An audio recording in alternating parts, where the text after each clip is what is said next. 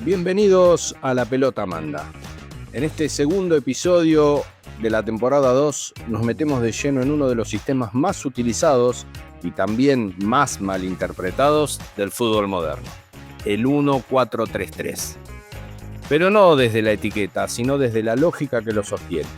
Vamos a recorrer cómo se estructura el equipo por líneas, qué roles aparecen en cada sector y sobre todo qué comportamientos lo hacen funcionar. Cuándo realmente es un 4-3-3 y cuándo solo se para así, cómo se ocupan los carriles, qué pasa con las alturas, las distancias y los triángulos, cuáles son las decisiones que determinan si este sistema te da control o te parte al medio. Si querés entender el 4-3-3 para aplicarlo, entrenarlo y corregir con criterio, este episodio es para vos.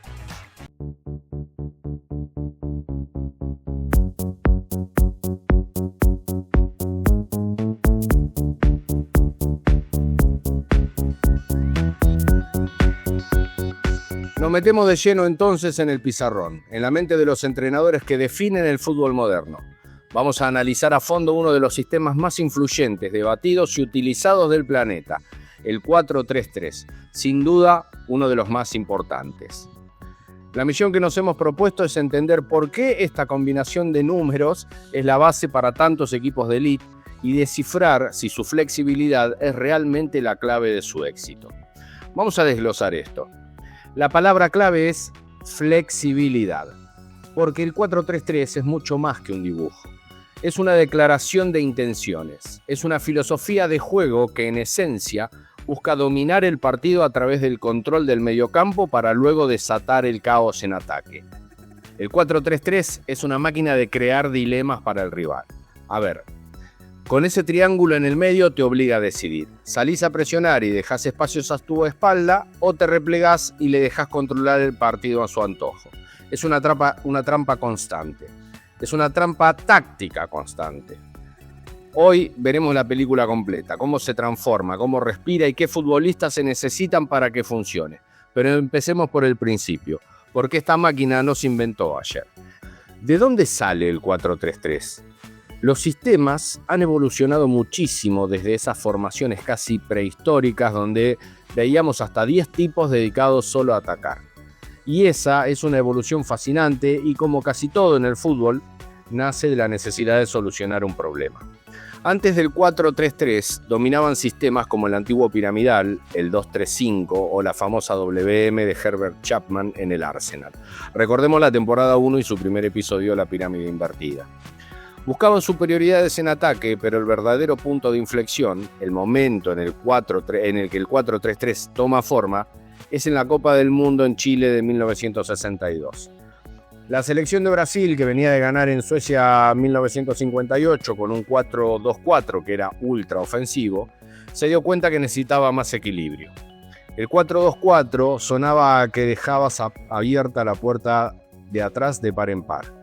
Y acá aparece la figura clave, la de Mario Zagallo, el famoso Lobo Zagallo. Él era un extremo izquierdo de ese equipo, pero empezó a hacer algo revolucionario.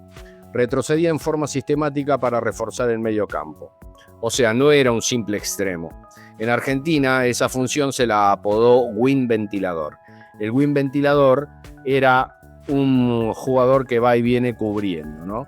Entonces Zagallo hacía exactamente eso, subía para atacar como un extremo clásico, pero bajaba para defender como si fuera un tercer mediocampista.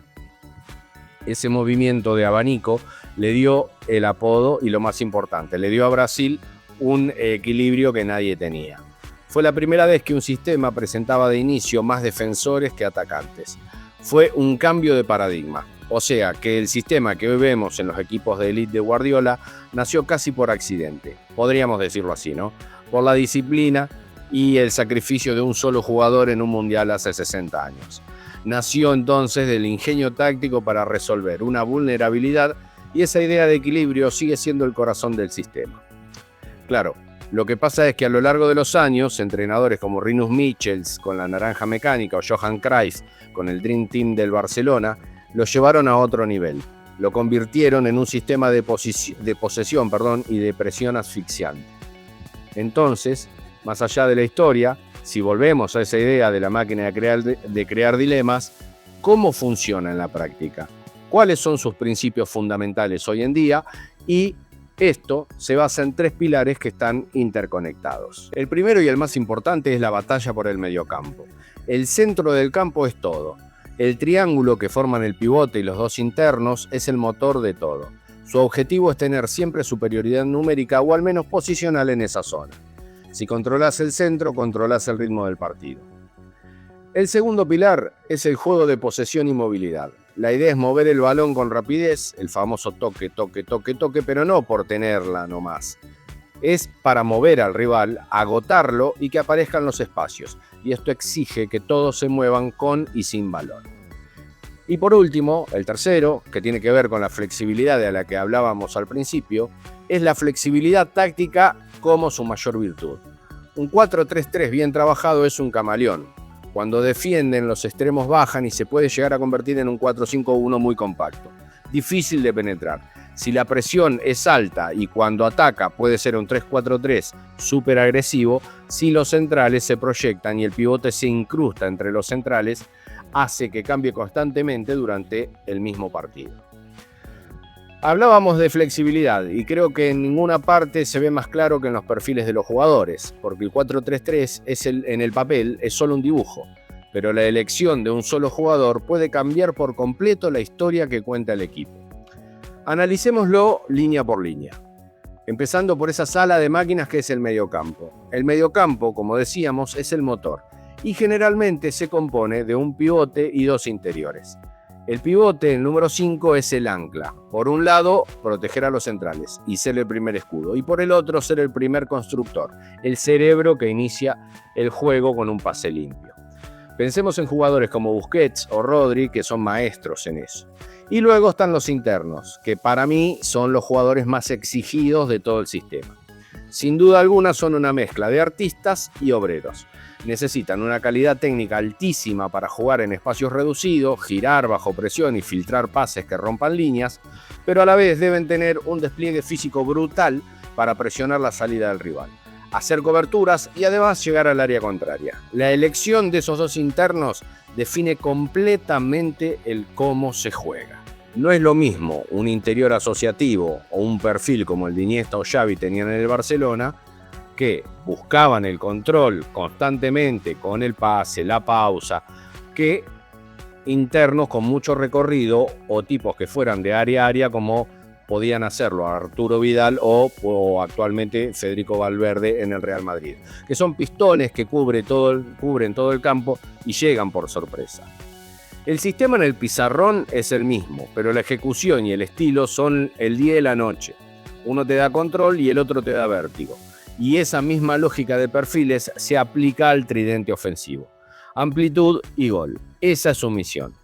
Entonces empecemos por los extremos, que son clave para la flexibilidad. Pueden jugar muy abiertos, pegados a la línea de banda, al más puro estilo de los equipos de Guardiola, para estirar a la defensa, obviamente, porque el objetivo es ese, estirar a la defensa rival al máximo, generar espacios por dentro para los interiores, o pueden también hacer todo lo contrario, meterse hacia adentro. Pueden jugar como falsos delanteros a pierna cambiada, buscando la diagonal y el disparo. En este movimiento, por ejemplo, era característico en el Liverpool con Salah y Mané. Vos veías a Salah recibir abierto y en 2 segundos ya estaba en diagonal hacia el arco y Alexander-Arnold, el lateral, pasaba como una locomotora por fuera. Una pesadilla para cualquier defensa es que ese simple movimiento, el extremo por dentro y el lateral por fuera, genera una duda constante. ¿Quién marca a quién? Y nos queda la pieza central del ataque, que es el delantero centro. Acá también hay un universo de posibilidades. Por supuesto, podés tener al tanque, que es el definidor puro, el que vive en el área y su función es fijar a los 2 centrales rivales, tipo un Lukaku o Haaland, que son los clásicos 9 de área. Su presencia libera a los extremos, por eso a veces puede hacer el juego muy predecible, porque si anulás al 9, anulás gran parte del peligro. Y por eso surgieron otras variantes para hacerlo más impredecible. Tener a un delantero móvil, que sea un maestro de los desmarques, que cree espacios o que caiga a las bandas. Bajar a recibir y crear espacios para que los otros ataquen el centro. El mejor ejemplo de eso fue, por ejemplo, Roberto Firmino en el Liverpool. Era casi un facilitador, un 10 con el 9 en la espalda. Su trabajo sin balón era importantísimo, tan importante como su definición. Y luego está la versión más extrema de eso, que fue el falso 9, el rol que Messi perfeccionó con Guardiola. La idea era brillante en su simplicidad. El delantero centro abandonaba su posición, baja al mediocampo y ahí genera el caos. Claro que crea un problema mayúscula para los centrales rivales. ¿Lo sigo hasta ahí y dejo un hueco en mi defensa o me quedo y le permito recibir solo y girar? Mientras el central duda, los extremos, como lo hacían Villa y Pedro, atacaban ese espacio vacío a su espalda. Una jugada de ajedrez. Y no podemos olvidarnos de los defensas que en este sistema moderno tienen prohibido solo defender. Un central que no sepa dar un buen primer pase tiene un problema enorme. Los centrales son los primeros atacantes. Deben tener la calma y la calidad para romper la primera línea de presión rival con un pase. Y los laterales son cruciales. Son casi extremos a veces. Su dinámica ofensiva, ya sea subiendo por la banda como cohetes o incluso metiéndose por dentro para actuar como un mediocampista más, es lo que le da al sistema gran parte de su variabilidad y sorpresa.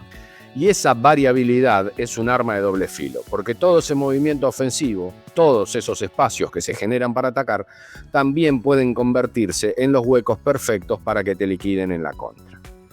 Hablemos de cómo explotar este sistema. Lo fascinante acá es cómo se atacan los espacios débiles de un 4-3-3. El análisis identifica 3 zonas claves.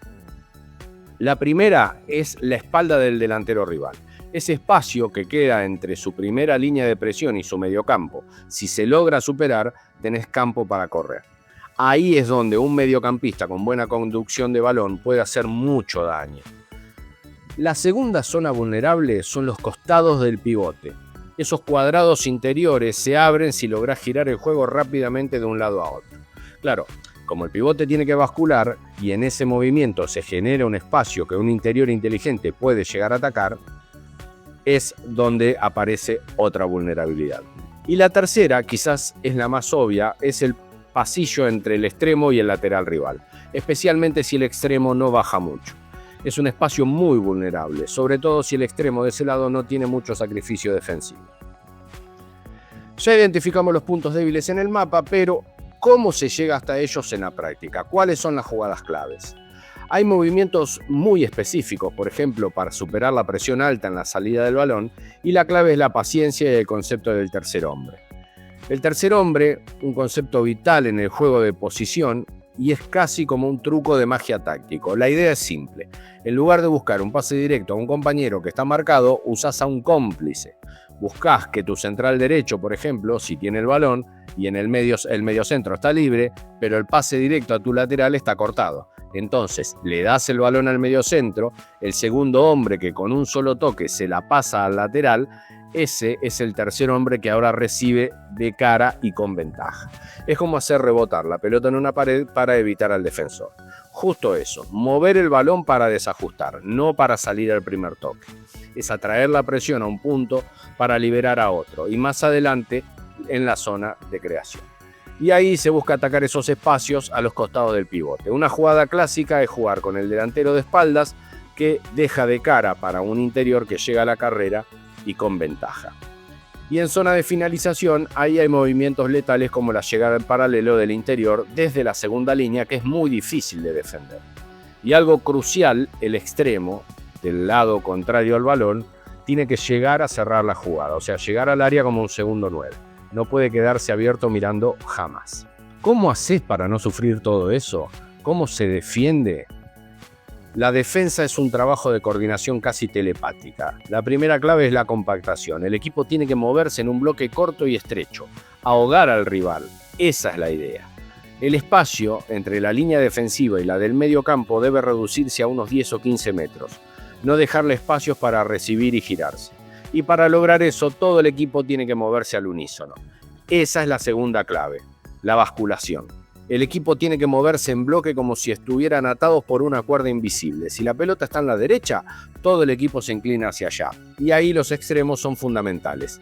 No pueden desconectarse. Tienen que cerrar los pasillos interiores para obligar al rival a jugar por fuera. Y la tercera clave es la presión organizada, que no es correr por correr. El delantero es el primer defensor. Su trabajo es orientar la salida del rival.